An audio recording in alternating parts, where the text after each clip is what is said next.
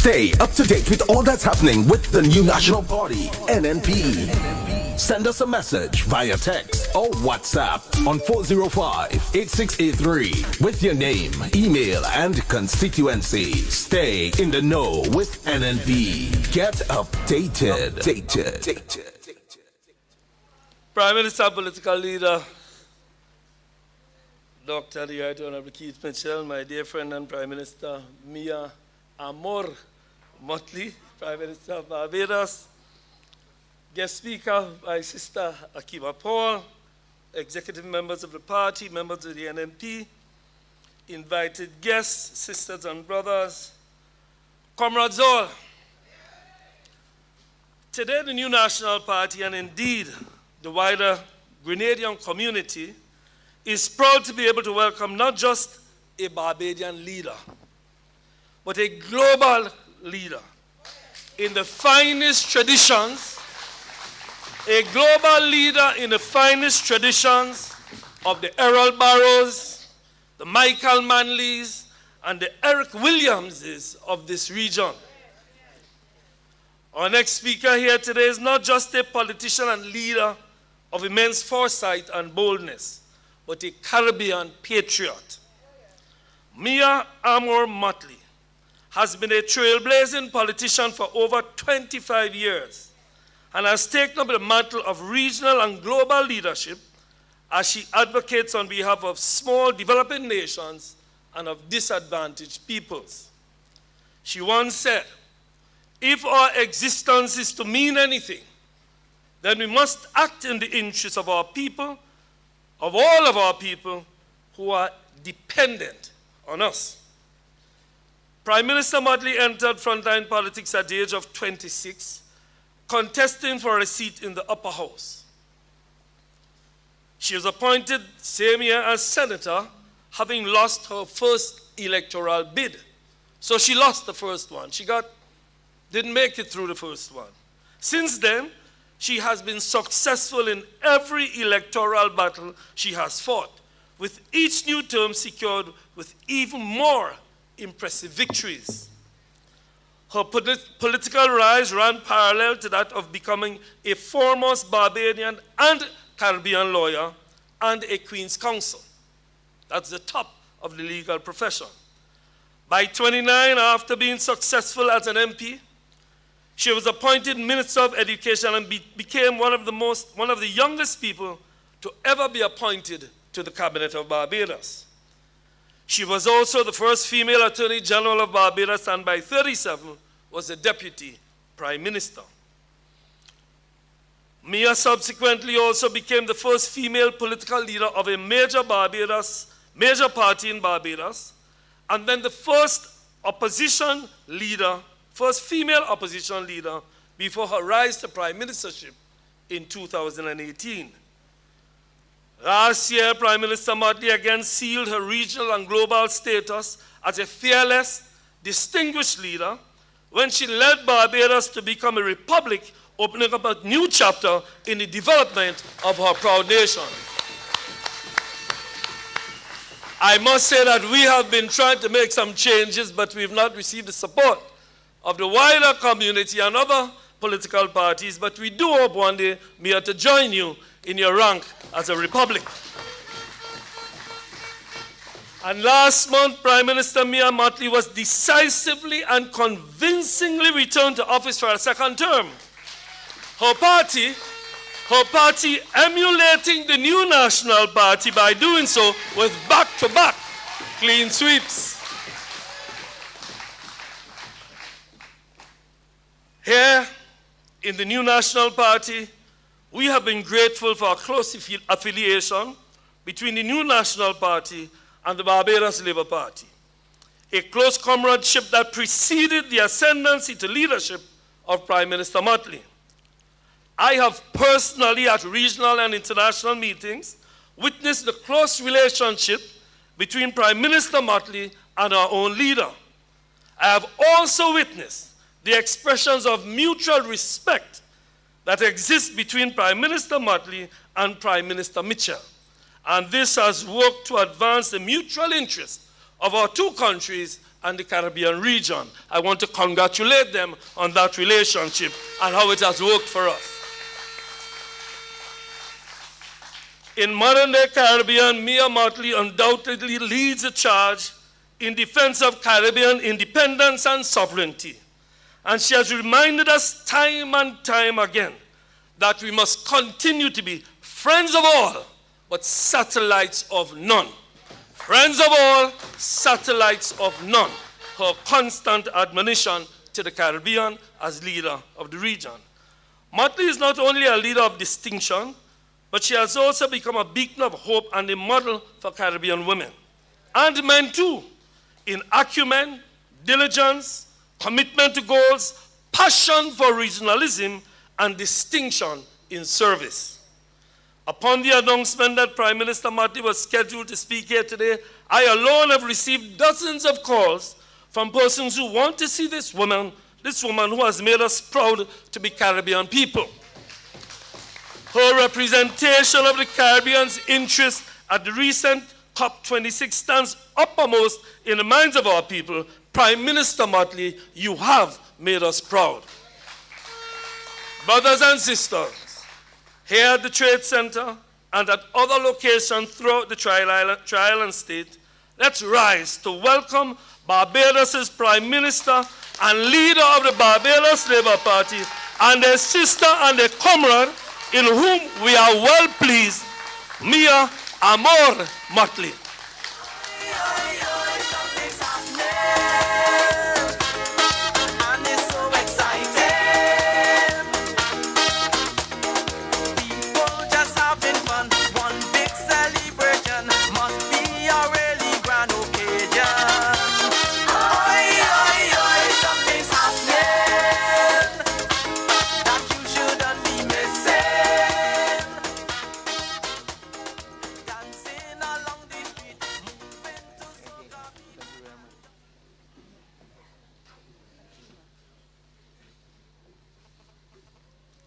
Thank you very much, Prime Minister Mitchell, officers and members of the new National Party, guest speaker. When I heard this song from Red Plastic Bag just now, I could only wish that I, like you, would have been a Calypso monarch so I could have come up here and sang. But alas, that was not to be given to me, the ability to sing in tune, so I had to learn to talk. I really do want to thank you for the opportunity to be able to come home to Grenada.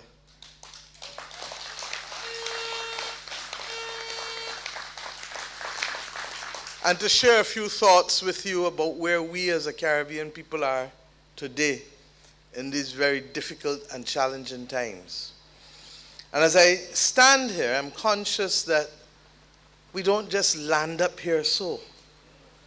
We don't just land up here so. That batons have been passed, Peter, through the years. And you referred to the great founding leaders of this region who did their best in the year that I was born in 1965 to form CARIFTA, the Caribbean Free Trade Area.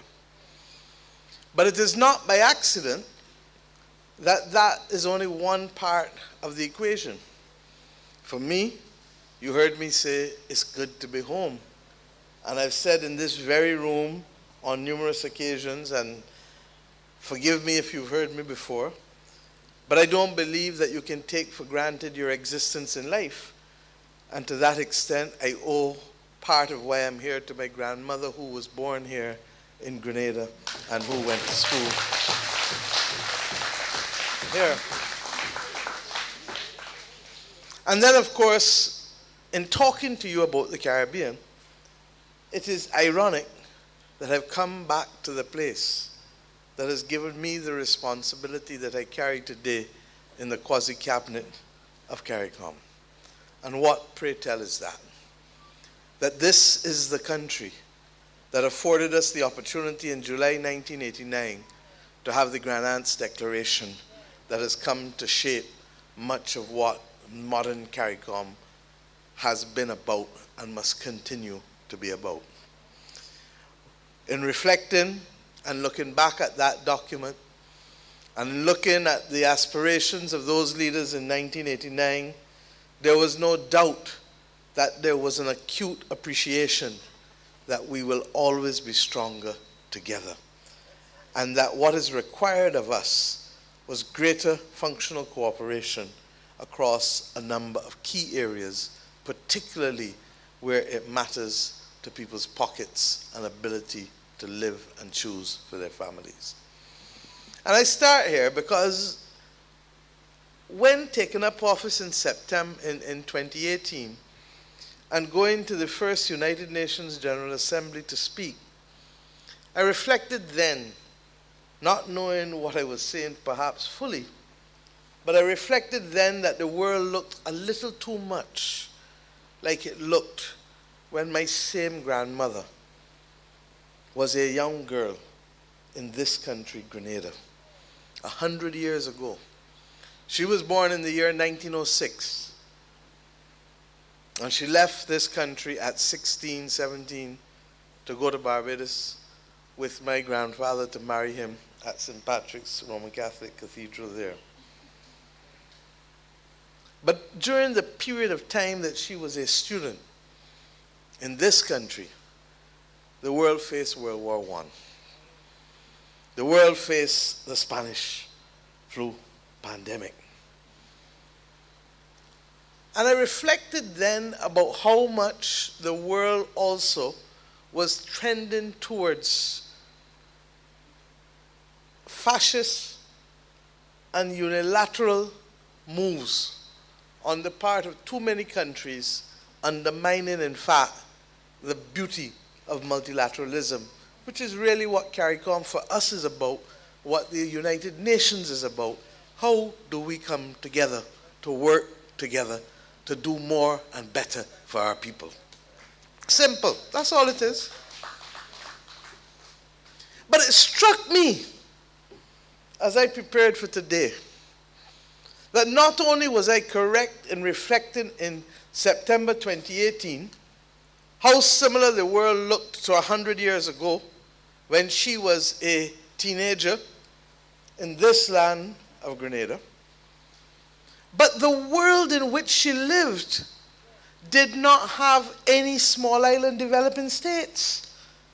It was a world that was dominated by empires, the British Empire and the French and the Spanish, and we can go on, the great European empires that for centuries dominated this part of the world and regrettably led to the enslavement and exploitation of our forefathers.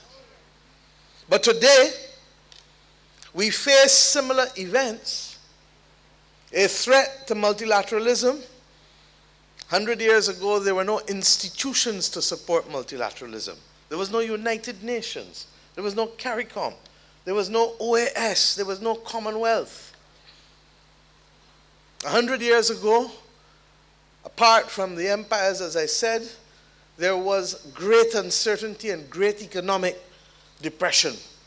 For after the pandemic and the return to prosperity, that prosperity soon led to the Great Depression and to the pauperization of millions of people across the world as a bridge eventually to World War II and with the fascism that accompanied it.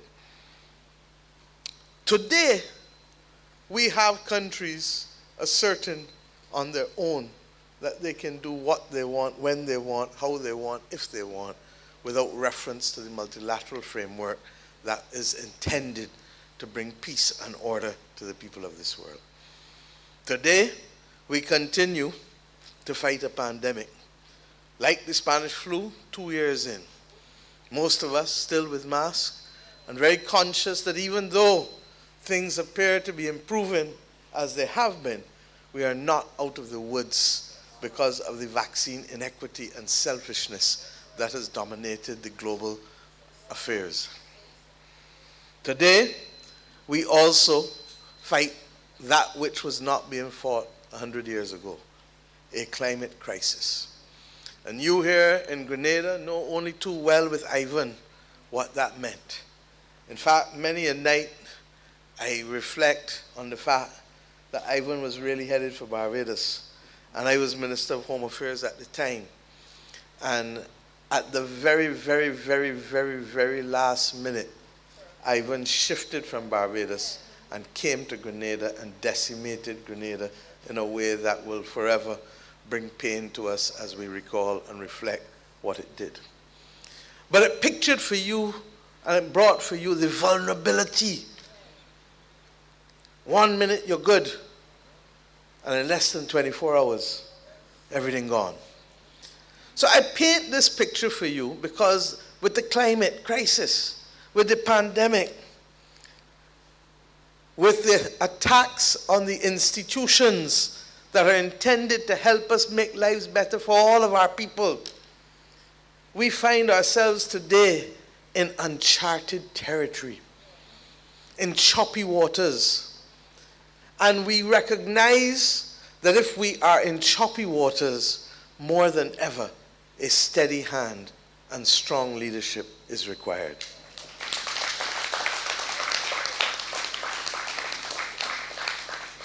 And that steady hand and strong leadership must equally be anchored by cooperation.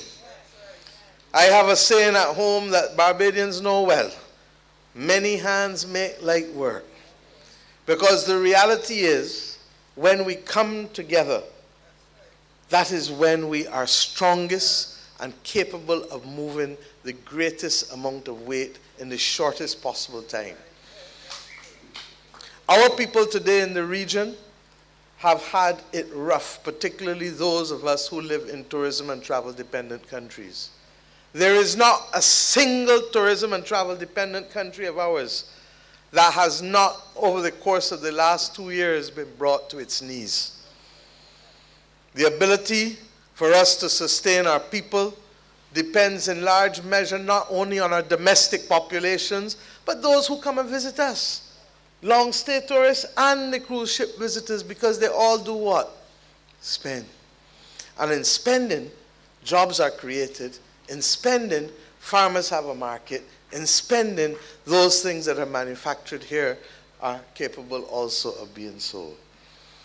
And we, therefore, have had to bear the weight of what it was to have double-digit economic declines, particularly in 2020.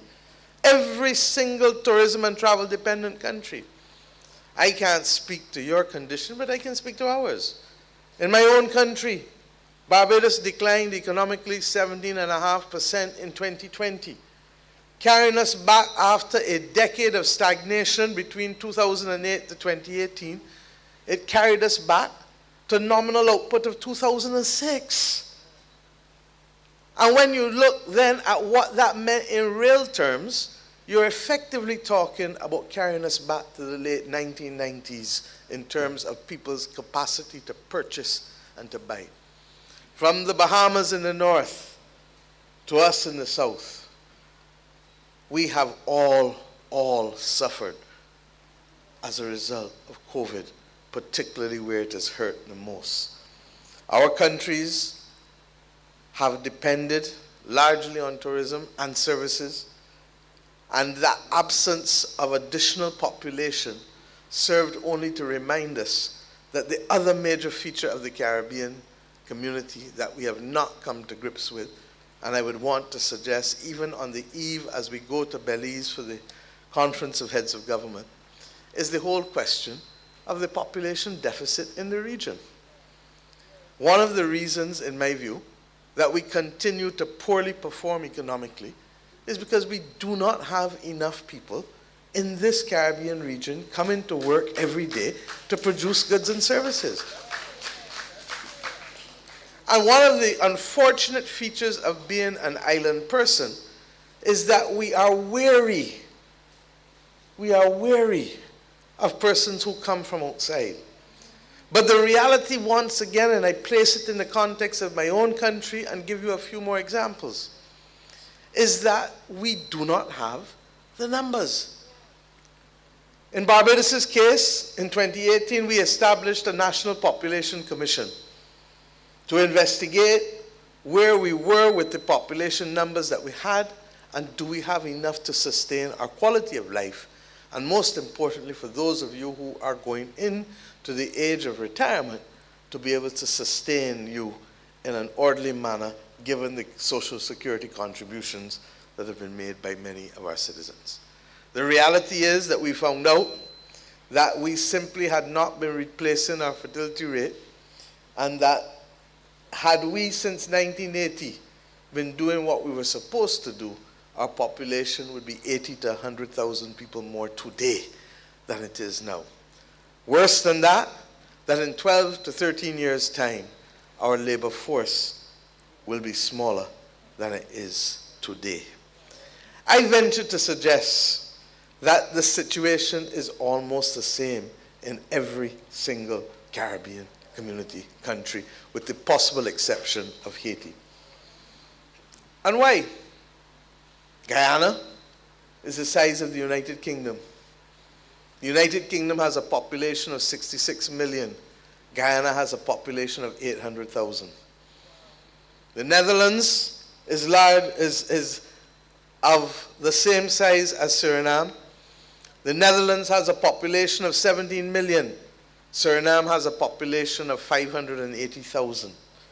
Belize, where we go tomorrow, has a population of just under 400,000, but is the same size as Israel, that is multiple times its population size in Belize. I would like to suggest, Prime Minister Mitchell and others, that I believe the time has come for a regional commission to look at the issue of population within the Caribbean community.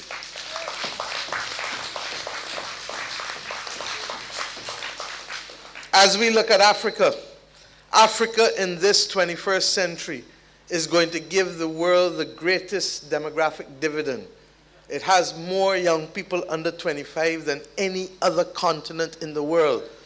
And therefore, its capacity to fuel growth is obviously and patently there in a way that, if it follows the example of us and the European Union with the African Free Trade Area and the common market that they're trying to create within Africa, then they are going to be in a position to be a force to reckon with globally, because the continent's population is 1.4 billion, 1.4 billion people. We have taken the decision within the region to be allied to the African Union, because it is in our interest as well to be able to close the Middle Passage and to remove that which has been foisted on us regrettably for far too long, that we must go north to come back south.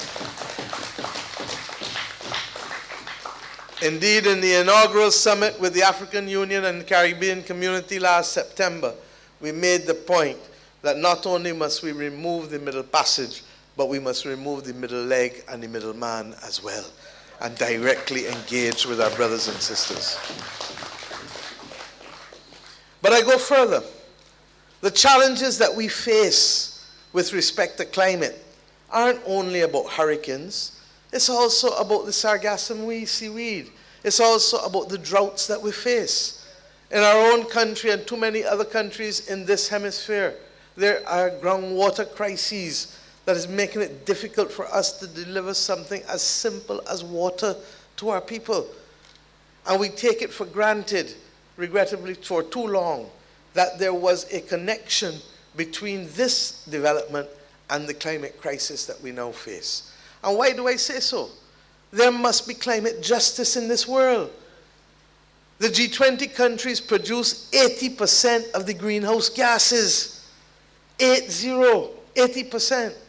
And we, who are on the front line of the crisis, whether in terms of the heart attacks of the hurricanes or the chronic NCDs of the water shortages and the sargassum seaweed, we who are on the front line, spending more money to protect you against these events, such that we don't have enough money left over to deal with education and other infrastructure and health care, because we have now to face and fight battles that were not created by ourselves, but for which our people can lose their lives and their livelihoods. There is something fundamentally wrong with this equation. And that is why we say that this region must continue to be the voice and the conscience of the world with respect to the climate crisis.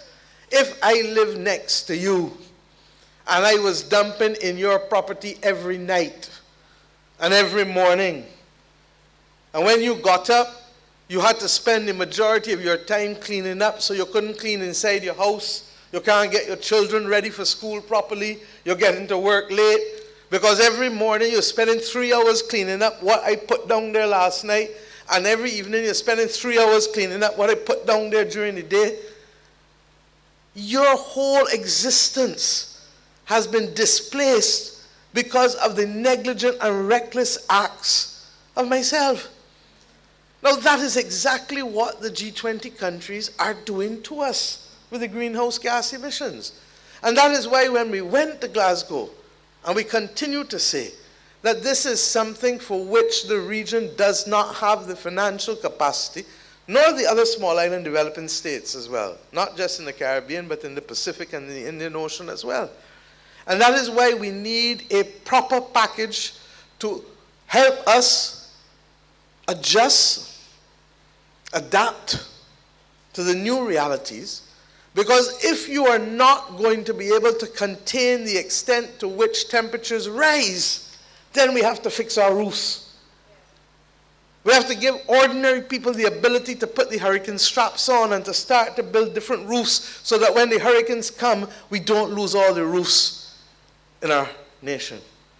And we have to be able to expand the capacity to augment our water resources. Because if you're not getting groundwater, you must move now to look at desalination and other forms of technology in order to give people water.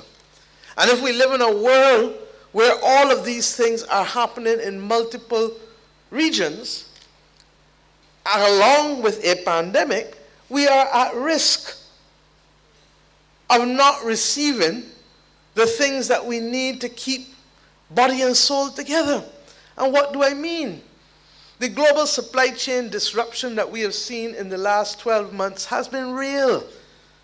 And people who want to send things to this region have used the opportunity to remind us that they are not in control of the logistics and that prices that were given to you and to our business people for the importing of containers one day can all of a sudden miraculously double and treble and quadruple within 24 to 48 hours because of the pressures in the global supply chain.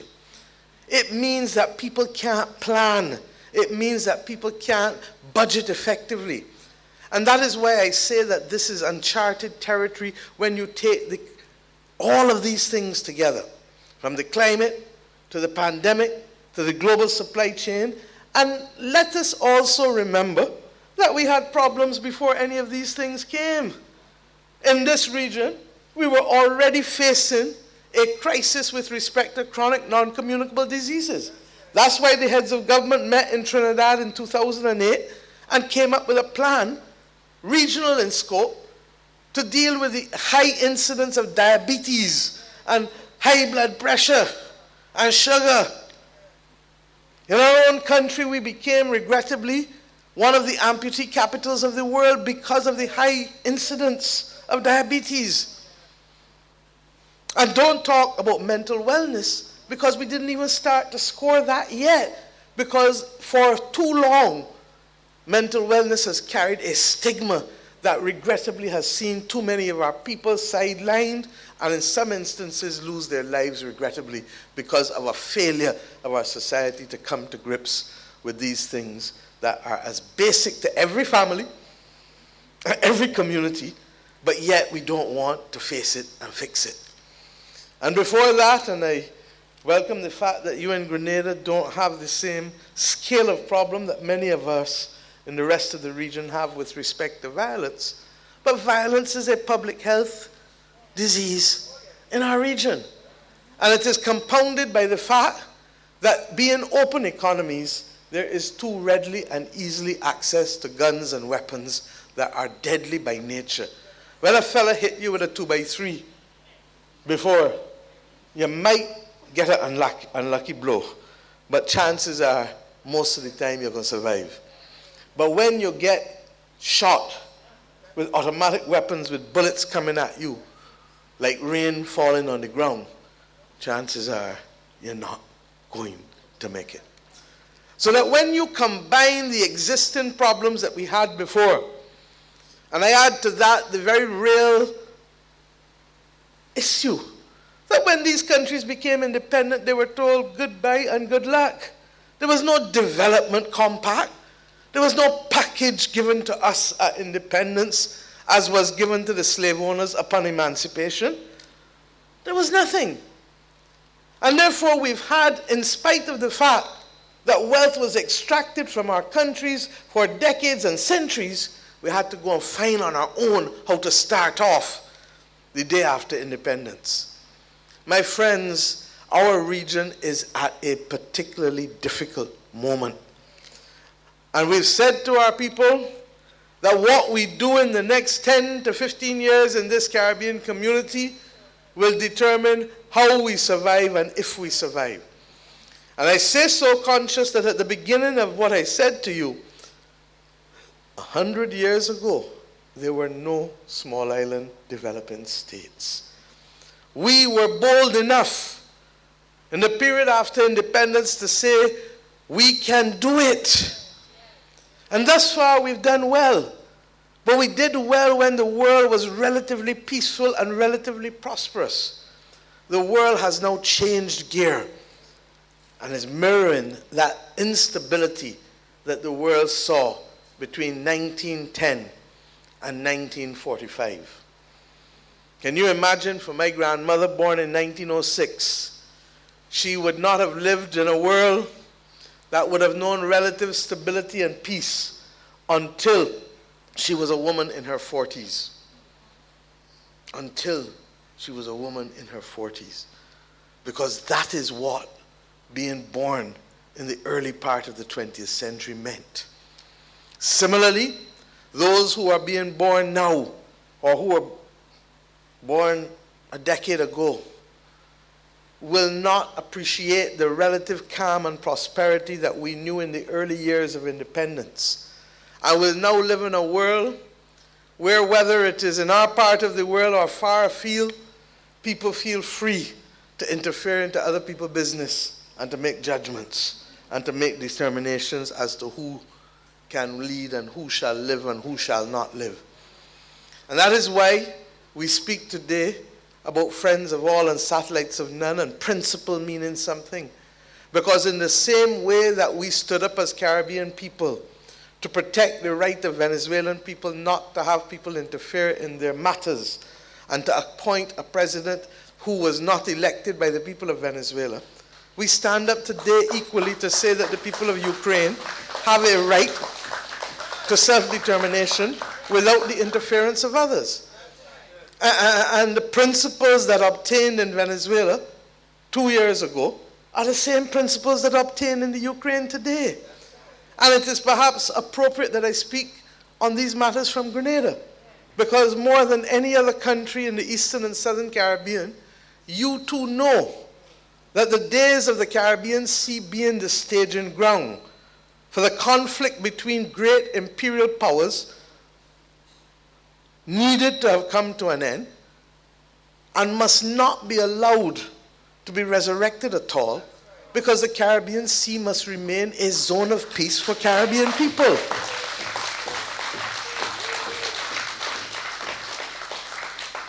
And whether it is imperialists from the west, imperialists from the east, imperialists from the north, imperialists from the south, the Caribbean Sea must remain a zone of peace for Caribbean people.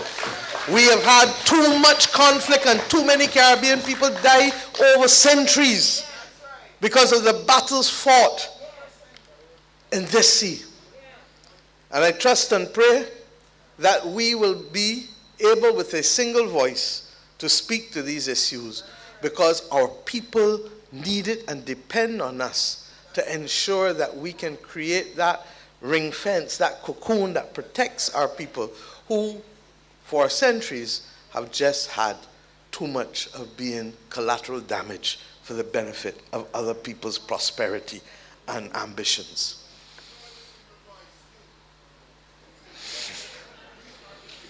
No, they got a lot of us, my brother. And that is the point, therefore, that we come now. Prime Minister Mitchell has had decades in this. And you have been able to develop the level of experience and knowledge to know that it cannot be business as usual in the Caribbean today. And that the confluence of challenges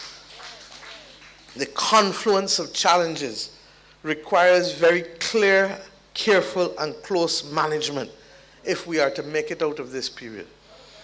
One of the things that has been on my mind for some time is whether small island developing states will survive this period of global instability.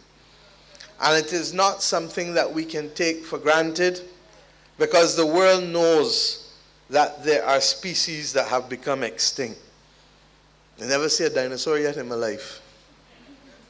The world knows that there are ancient empires that became defunct and imploded. Those who go to Europe to look at the Roman and Greek, the remnants of the Roman and Greek Empire, those who go to Kenya to visit where the cradle of civilization really can truly be described as being in the Rift Valley, know full well that we take, and we must take, nothing for granted with respect to the capacity of animals, humans, or civilizations and institutions to be able to survive. Now, if we know that, then it is incumbent on us as Caribbean people now to recognize that if ever there was a time for us to act with singular purpose, if ever there was a time for us to be able to put the whole issue of functional cooperation at the very front burner of our activities, it is now. And I say so conscious that the only thing that can supersede that requirement is that which most people don't yet want to talk about, which is political union. So that if you don't want to talk about political union, then you have no other choice but to talk about functional cooperation. There is not a single Caribbean country, even the large ones, that can be described as being totally equipped to meet all of its needs. And hence our capacity to cooperate and to provide that functional cooperation will be the determining factor between whether we succeed or not. We do not have the luxury of time. The world anticipates that if it is likely that it will miss the 1.5 degree target, it could do so within the next 12 to 15 years. That is not a lot of time for us to adapt. That is not a lot of time for us to get our roofs of our citizens tied down or rebuilt so that they can withstand the Category 2 and Category 3 and Category 4 storms and hurricanes. That is not a lot of time for us to put the water tanks and the water conservation measures in place household by household. That is not a lot of time for us to make the adjustments that we must make if we are to adapt to a new reality in a climate crisis. Similarly, you may say that the pandemic that we have called COVID-19 may well become endemic. True. But I'm here to tell you that I co-chair with the Prime Minister of Bangladesh preparations under the One Health Global Initiative to prepare for the next pandemic, regrettably, which is a slow motion pandemic of antimicrobial resistance. A lot of fancy words to say what? That when people abuse antibiotics, they develop an immunity. And when you're going to hospitals or when you get infections and these superviruses come and your body can't fight off the infection, it is largely because you've become accustomed to the antibiotics, either through overuse as a human being in medication or through the food that we eat, whether it is vegetables and fruit where they've been using all kinds of chemicals on them that literally deplete our capacity to fight the viruses, or in the livestock, or worse than that, because of the excrement from the animals or from the chemicals on the trees, into the rivers and water table it goes. What does all that mean? That going to the dentist could be a serious, serious risk in the future, or having a baby, because anything that which there can be a risk of infection, then you are potentially at risk of serious, serious threat if you can't fight off the superviruses. And already we know that about 1.2 million people a year are dying. My friends, we live in a world now that has many challenges, but there are opportunities. And the opportunities become easier for us to find if we are nimble and can move. And I want to say to you that within this Caribbean region, we must do so. There was a time when we believed that all of us must move at the same pace, but we've learned that that is not necessarily possible and not always desirable. And hence what comes before us this week as heads is whether we sign a protocol to amend the revised Treaty of Chaguaramas yet again, such that where 3 or 4 or 5 of us are ready to move forward to fight some of these battles, we should be able to do so with alacrity rather than waiting on unanimity in order to move forward in this Caribbean region. And we can do so. But in addition to that, and that was one of the key recommendations of the CARICOM Commission on Economy, but the other one was the one announced by Prime Minister Mitchell and myself this week, and that is the significant reduction in roaming rates for Caribbean people. For too long, our people have had the money taken out of their pockets unceremoniously. You come to Barbados and you make a mistake and you didn't realize that your data's still on, and boom, you come back home and thousands of dollars on a bill for you to pay. We go to Jamaica, same thing. And we said, no, enough is enough. And we've done it now in 2 steps. What Prime Minister Mitchell announced with the carriers this week sees a significant reduction in costs. But the next stage will see us bringing together a single regulatory space and the complete abolition of roaming as a concept within this region.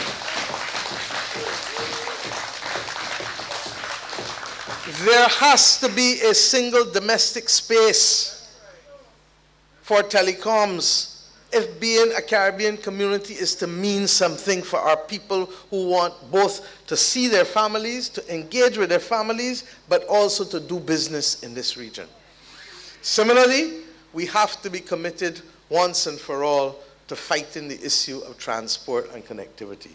And I'm happy that President Ali has taken the responsibility of seeking to reduce our import bill by 25% by 2025 in a serious way, and brings before the heads of government this week not only a clear plan, but options for financing that hopefully will make a big difference to regional food and nutritional security. The consequence of it is that that can only work if we solve the connectivity problems of transport. So that I'm hoping that in solving those problems for food and nutritional security, that we will create additional opportunities that will allow our people the freedom to move again in this region, and to be able to understand that they are not limited by the geographical boundaries of their islands, but in fact have the opportunity to see the full Caribbean community as their marketplace and their production base. So my friends, these opportunities must come, but we must also come into the 21st century. Prior to all of these crises, there was also a disruptive revolution taking place. It was called the digital revolution. Because of the digital revolution, we were not as cut off during COVID as we might otherwise have been, because of the technology that afforded us the ability to connect, whether by Zoom or WebEx or WhatsApp or whatever was there. But where we have failed ourselves in this region is that we continue to speak about advanced analytics and robotics and artificial intelligence as if it is some far-away concept, without recognizing that many of our citizens are already working in these industries outside of the region, and that this region has an obligation, therefore, to pause and to determine how it is going to strengthen its institutions and how it is going to create opportunities in the new areas of the world, whether in digital or biotechnology, that will allow our people to be on the cutting edge, not because they have emigrated and gone overseas like you, my dear, but because they have been given opportunities in the Caribbean region for working, because we have attracted investments in these key areas of research, in biotechnology, and in the digital revolution. Prime Minister Mitchell, you lead the region with respect to ICT. And I believe that the next major impetus in this Caribbean community must come in this area of digital and ICT, information and communications technology, if we are to be truthful and fair to our children and to give them the opportunities that other children globally have.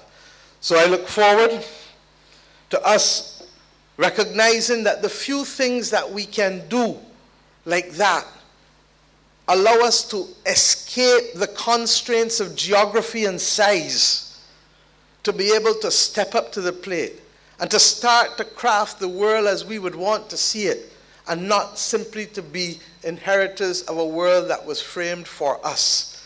We have now to recognize that the North Atlantic relationships are not the only ones that will drive this region, and that we must deliberately go after those bridges, as I said, that will make a fundamental difference to the quality of life and to the jobs and to the opportunities for our people throughout this entire region. And whether we do it or not ultimately depends on political will. Ultimately depends on political will. And across this region, I pray and trust that our people will hold us as leaders to the point where that political will that is necessary for functional cooperation shall be the natural expression and output of each of us as Caribbean leaders, because we do not have the luxury of time to fix the challenges that lie before us in this next decade. What is required is a clear, steady hand. There is no flight plan. It's uncharted. And what is required is our ability to use our experience and to use our principles and to use our work ethic and diligence collectively and together to be able to make that difference, to save lives and to protect livelihoods in this Caribbean region. Can we make it? Well, our grandparents and great-grandparents and others did far more with far less against far worse. And if we, who have been given these opportunities in times of prosperity and in the early days of independence, to be educated, to have access to property, to have access to health care, even if all of this is placed tenuously now because of what is happening globally, we have had the benefit of it. We must not squander it, and we must now rise to the occasion to ensure that that most natural of ambitions, that our children must have a better life than we, that most natural of ambitions can become our tomorrow, our reality. And the only way it will happen is by us holding each other. Not just the leaders, holding each other. You heard in the speech earlier when you spoke about the people who robbed you with our house. You don't only rob people from money, you rob people of time. You rob people of opportunity. And if we don't start to have the complex and difficult conversations and say, hey, your slip's showing, pull it up. Or, hey, you did well, let's do better. Those are the things that are necessary now, because doing our duty in this guava crop, doing our duty at this time of the world's affairs will not be sufficient to guarantee survival. It is required of us to go beyond our duty, to work collectively, and above all else, to have the benefit of the combination of experience and youth to provide passion and experience in order to be able to make that definable difference in the lives of our people. So I thank you. My brother Keith, I thank you for the opportunity to share these thoughts. I recognize that in the book of Ecclesiastes, in chapter 3, we are reminded that for everything there is a season, a time for every activity under heaven, a time to be born and a time to die, but above all else, a time to plant and a time to harvest. We have come back in the life of this region and this world to a time to plant again. And we must now plant for the future to ensure that our children and our grandchildren can benefit in the way that we were able to benefit because of those who planted before us. But as we know, there always must be a recommitment to plant every so often, because there's just not enough to carry us without that planting. This region requires us now as citizens of the Caribbean community to plant again for a new generation, and to plant that which will grow, that which is needed, and that which ultimately will bring prosperity to our people. Thank you, and God bless.